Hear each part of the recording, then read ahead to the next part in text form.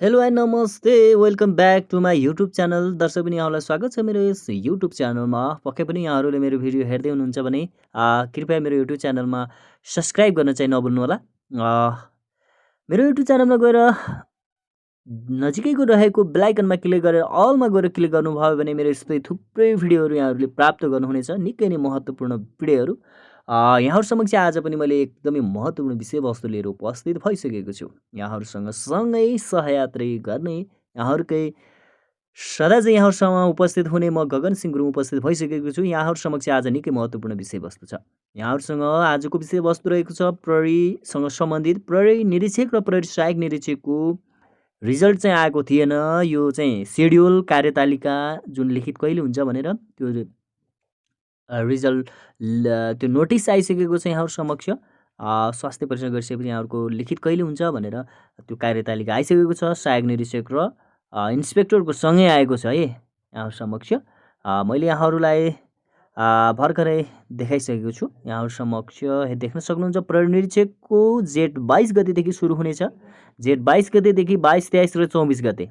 22 गते आइकुजिके, 23 गते अङ्ग्रेजी र नेपाली र 24 गते सेवा सम्बन्धी पेशागत सैद्धान्तिक ज्ञान र पेशागत व्यावहारिक परीक्षण भनेर दुईवटा हुन्छ। त्यसमा चाहिँ पहिला पेशागत सैद्धान्तिक ज्ञान 2 घन्टा 15 मिनट गरिसकेपछि हामीले 45 मिनटको पछाडि एउटा पेशागत व्यावहारिक परीक्षण भनेर अर्को सब्जेक्ट हुन्छ, त्यो दिन्छ।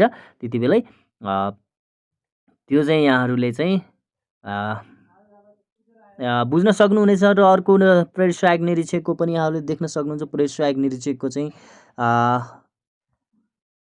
प्रथम, द्वितीय र तृतीय चाहिँ 29, 30 र 31 गते है। जेठ 29, 30 र 31 गते चाहिँ यहाँहरूको जुन जेठ 29 गते सामान्य ज्ञान र बौद्धिक परीक्षण आइक्यूजीकेको हुन्छ, 50 मिनटको हुन्छ। अङ्ग्रेजी नेपाली चाहिँ 30 गते छ, अङ्ग्रेजी र नेपाली। अनि पेशागत सैद्धान्तिक ज्ञान 2 घन्टा 15 मिनट। पेशागत व्यावहारिक परीक्षण यो सँगै हुन्छ दुईवटा, 31 गते नै। इक्जाम चाहिँ बिहान 9 बजेदेखि सुरु हुन्छ, बिहान 9 बजेदेखि। इन्सपेक्टरको पनि बिहान 9 बजेदेखि र सहायक निरीक्षकको पनि 9 बजेदेखि। अनि लास्ट दिन चाहिँ 11:30 बजेदेखि छ। जुन इन्सपेक्टरको चाहिँ 24 गते 11:30 बजेदेखि छ भने सहायक निरीक्षक 80को चाहिँ 11 बजेदेखि 31 गते 11:30 बजेदेखि सुरु हुन्छ।